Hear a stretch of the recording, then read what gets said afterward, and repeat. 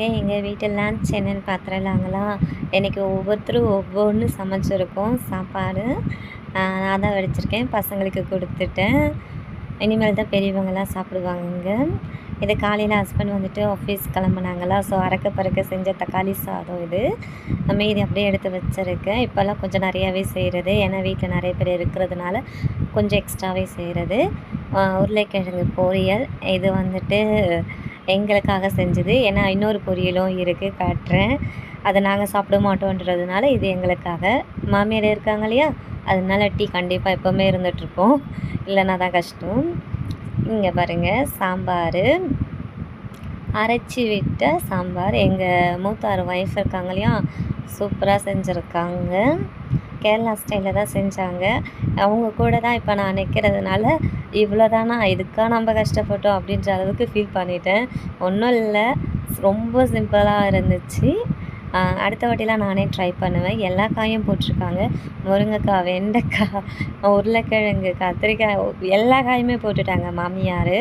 So அவங்களுக்கு காய் வேணும், அதனால் எல்லா காயும் போட்டு அரைச்சி விட்ட சாம்பார் வச்சுட்டாங்க. இது மாமியாரோட ஸ்பெஷல், அவங்களுக்கு ரொம்ப ரொம்ப பிடிக்கும் பாவக்காய். அதனால தான் சொன்னேன் எங்களுக்கு மட்டும் உருளைக்கிழங்கு பண்ணாங்கன்னுட்டு.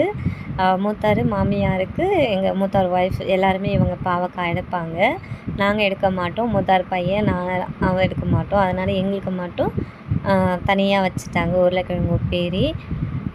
பாவக்காய் வந்துட்டு சுகருக்கு நல்லது, அதனால் மாமியார் அடிக்கடிக்கு எடுப்பாங்க. இதில் கொஞ்சம் வெல்லம் மிக்ஸ் பண்ணுவாங்க, அதனால் அந்தளவுக்கு கசப்பு தெரியாது. என்ன சொல்லுவாங்க, ட்ரை பண்ண சொல்லுவாங்க. பட்டு பாவக்காவா அப்படின்னு சொல்லிட்டு நான் போகிறதில்ல அந்த பக்கமாக. இன்றைக்கி இது தாங்க எங்கள் வீட்டு ஸ்பெஷல். அப்புறம் பப்படம். இந்த பப்படம் வந்துட்டு பெருநாள் பப்படமாக கேரளாவில் வந்துட்டு கொண்டு வந்தாங்களா, எங்கள் மாமியார் எனக்கும் வேணும்னு சொல்லி கேட்டு வாங்கிட்டு வந்துட்டாங்க. இங்கே பாருங்கள், பெரிய அப்பளம். இங்கே இருக்கிறது இல்லையா, அந்த மாதிரி அப்பளம் ஒரு கட்டு தான் கிடச்சிதான். அவங்களுக்கு தீயை வச்சு அதான் நல்லாயிருக்கும், பிடிக்கும், அதனால தான் தீயை வச்சுருக்கு. ஸோ யாரும் வந்துட்டு என்னடா கருக்கிடுச்சுன்னு நினைக்காதீங்க, கருக்கணும், இன்னும் கூட கருக்கலைன்னு சொல்லி ஃபீல் பண்ணிட்டு போனாங்க. அதோட ஊறுகாய் இருக்குது. இந்த ஊறுகாய் வந்துட்டு ஊர்லேருந்து கொண்டு வந்தாங்க. நான் கேட்டிருந்தேன் ஊறுகாய் வேணும்னு சொல்லிட்டு, ஏன்னா எங்கள் மூத்தாரெல்லாம் ஊறுகாய் எடுக்கிறவங்க, இங்கே நாங்கள் வாங்குறதில்ல. இது எலுமிச்சப்பழ ஊறுகாய். பாட்டில் மட்டும்தான் காஃபி தூள் பாட்டில், மற்றபடி ஊறுகாய்னவோ எலுமிச்சப்பழ ஊறுகாய்.